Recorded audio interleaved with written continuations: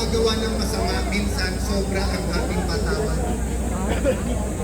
Minsan paulit-ulit na pagkanakaw, okay din na. Sobra na po ang ginagawa, tiisin na lang natin. Ako'y naniniwala po na kailangan hate is challenged with love. Make no mistake po, tayo lahat naniniwala, una ang Panginoon, mahalin ang kapwa, magalit tayo sa kasalanan, hate the sin, not the sinner. Ako'y naniniwala, we fight hate with love.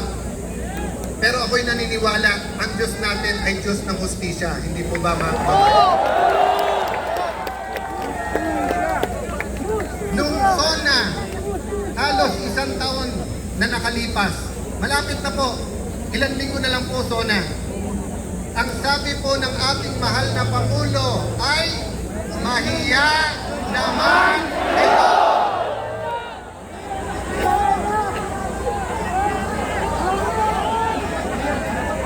Yung iba po, yung iba ay nagkaroon ng pag-asa.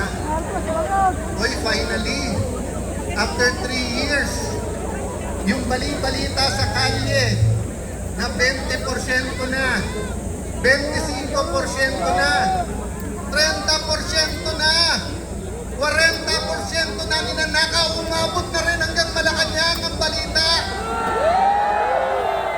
Nagkaroon po ng pag-asa ang ating mga kababayan. Kasi baka naman, dahil po siyempre iba, pag Pangulo ka, iba pag nasa taas ka. Hindi po ba? Kayo po ay napaka-blessed. Bakit po? Ang isang Pilipino, pag sumulat po sa inyong tagapamahala, kahit na saan po sulok ng bansa, nakakaabot.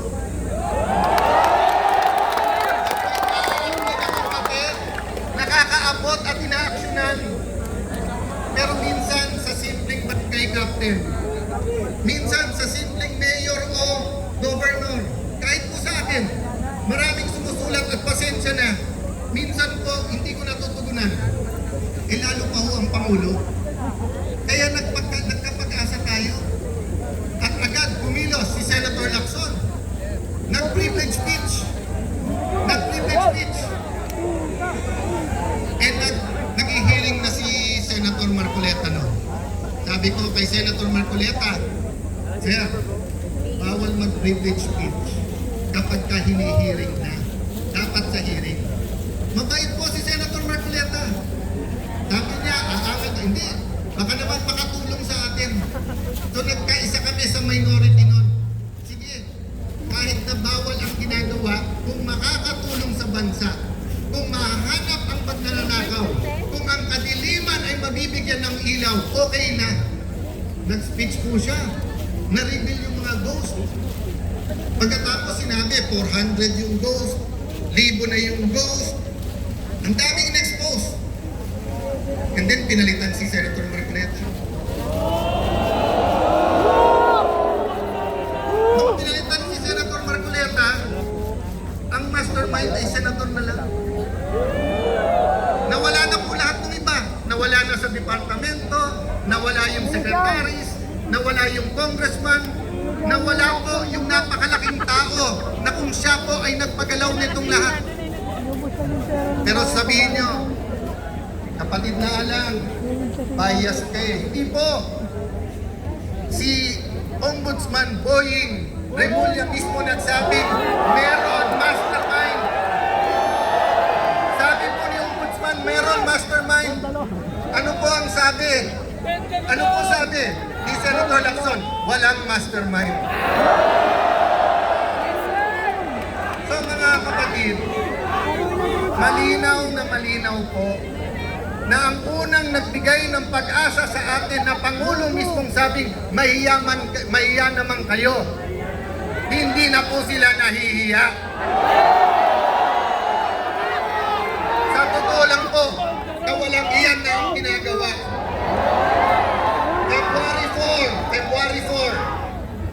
February 4 po, ipwepwesto po namin si Senator Legarda bilang Senate President. 30 minutes before 3 o'clock, tumahimik ang buong Senado. Bakit po? Nagtawagan na galing sa mga tataas na opisina at sinabi sa mga senador, hindi na kayo makukulong, bawiin nyo lang pirma nyo. Yan ang papalitan si Tito Soto. Yan po ay recorded, yan po ay alam ni Jinggoy Estrada, yan po isisiwalat niya sa tamang panahon. Ang sabi po sa amin, wag lang si Loren, wag lang si Loren. Hindi na namin tinanong bakit. Sabi ni Loren Legarda, Alan, anak ko lumalaban. So baka yun ang dahilan. Pero okay lang, Alan. Okay lang, sinabi niya sa amin lahat. Magtiis tayo, magtrabaho, pero sabihin natin, wala nang lokohan. Walang lokohan sa flood control, walang lokohan sa tsa-tsa, walang lokohan dito sa dadating na impeachment. Ano po nangyari? Araw-araw pa bago-bago, sasabihin ni Senator Lacson, walang report. Tapos may report. Tapos may mastermind. Hindi, kasama na. Hindi kasama si Romualdez, kasama si Romualdez. Tapos, nung sinabi ng isang witness, eto yung mga sekretary, nag-deliver. Lumabas po, di ba? Yung mga Marines. O, ano sabi ni Senator Lacson? Sabi niya, hindi nag-deliver, pero hindi sa Malacanang. Kasi Senator Lacson naging witness na rin. Paano po siya naging witness? Yun po ang inalma namin. Kaya nung Mayo 11, dumating po si Senator Bato. Alam niyo po ba, Lunes yun? Sabado, tumawag siya sa akin. Sabi niya, Alan, panay checkpoint na hindi na ako makakarating. Wala rin naman yung isa. Hindi ko nasasabihin kayo sa'yo sino. Sabi ko, kuya, yung isang yon pang 14, pang 13 ka. Sabi niya, ganun ba? Sige, pagdadasal ko. Alam niyo po, nung sinabi niyang pagdadasal ko, naramdaman ko. Naramdaman ko na hindi yun yung parang, may pag-asa ba? May pag-asa. Pero tingin mo walang pag-asa. Hindi yung parang, boss, laban, pagdasal natin. Hindi po. Naramdaman ko yung sincerity, ipagdadasal ko. Lunes ng umaga, alas 10 ng umaga, tumatawag.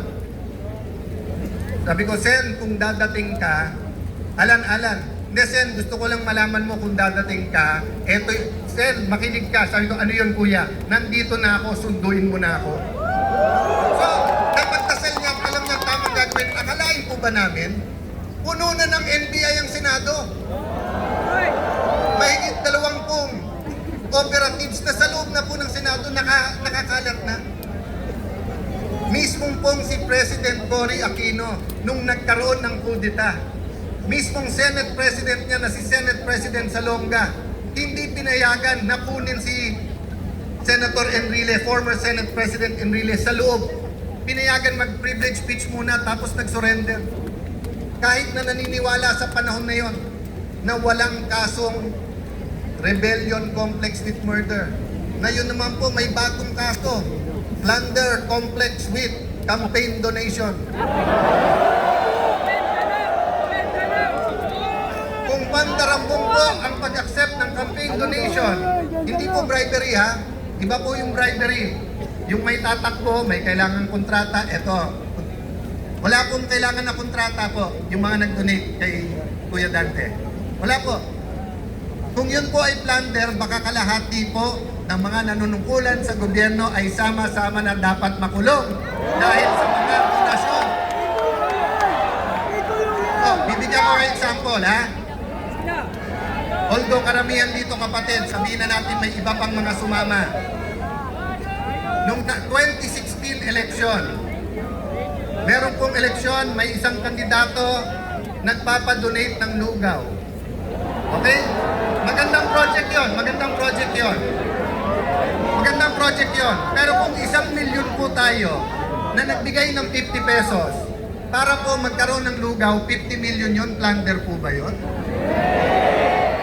O kayo po, may mga t-shirt kayo.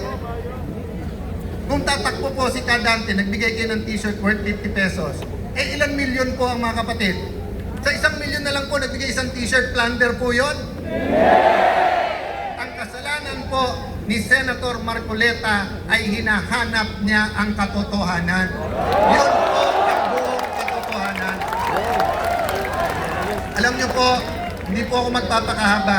Alam ko pong mahaba ang programa, mahaba ang pagtitiis, pero gusto ko pong aminin sa inyo to. Kaninang umaga, nung pinapanood ko yung video at malakas ang ulan at hindi po umaalis, tapos may konting kaguluhan, nagsisigawan, "We are one."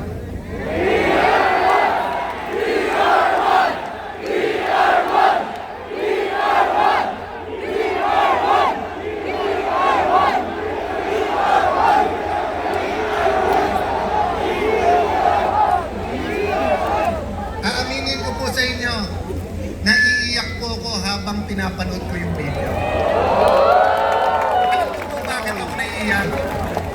15 anyos po, nandito ako sa EDSA. Naka-Marcos po ako eh.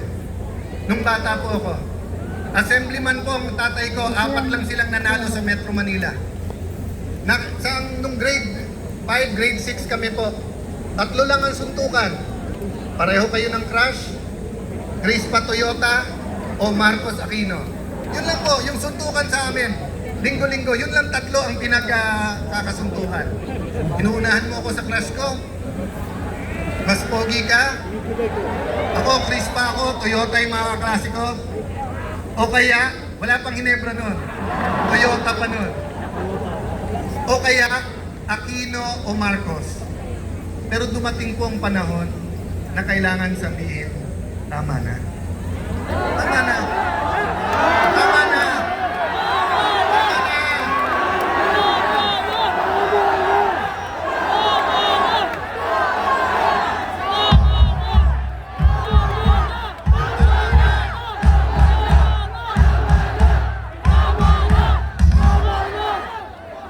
Noong 2023, halos 1 trilyong piso ang DPWH. Ang flood control mahigit 300 milyon. Ang maintenance ng roads, unang beses, 1/3 din ng budget, mahigit din 300 milyon. Usually, 70% ng budget ay bagong kalye, bagong tulay, bagong building. First time po noong 2023. Flood control at saka maintenance. Ang maintenance po hindi pa iniimbestigahan hanggang ngayon. Hindi pa rin po natuwa, 2024, wala pa rin nagsabing tama na. Ganun na naman ang ginawa. DPWH pa lang ho yan, wala pang DOH yan, wala pang Department of Agriculture yan, wala pang BIR yan,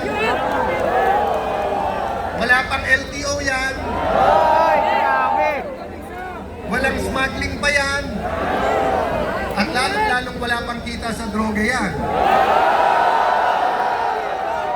Kaya nung dumating ang 25 na zona, natuwa tayo nung sinabi, may yan naman kayo kasi ibig sabihin may nagsabi sa ating mahal na Pangulo, "Boss, tama na.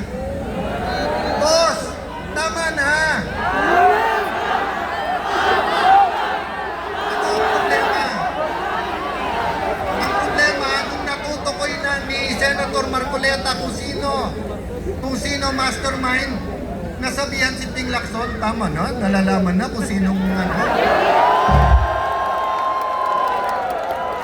Ang problema, nung hindi na namin kinaya at pinalitan na namin si Tito Soto, may nagsabi sa Malacanang, tama na, huwag niyo payagan yung mga yan makaupo. Sabi nila, tama na, litisin na. Tama na, litisin na ang ating Vice President. Nangako po kami, fair yung ating pong paglilitis. Eh bakit ayaw po nila isabay ang hearing ng flood control dun sa paglilitis? Selective justice. Kung sino lang po ang gusto nila. So ang ibig sabihin po, gusto natin maging malapit tayo sa hustisya. So sa malayo, ang ginagawa nila parang malapit. Pero pag tinutukan mo sa malapit, malayo. Malayo po ang ginagawa nilang hustisya. Kanina po papunta dito, we are one. Pangarap ko at dasal ko para sa atin lahat. Sana po, maging Katoliko, maging born again, maging Muslim, maging kapatid sa Iglesia ni Cristo, maging Bisaya, maging Kapampangan, Bicolano, maging bata, maging matanda. Bilang Pilipino, makasigaw tayo. We are one.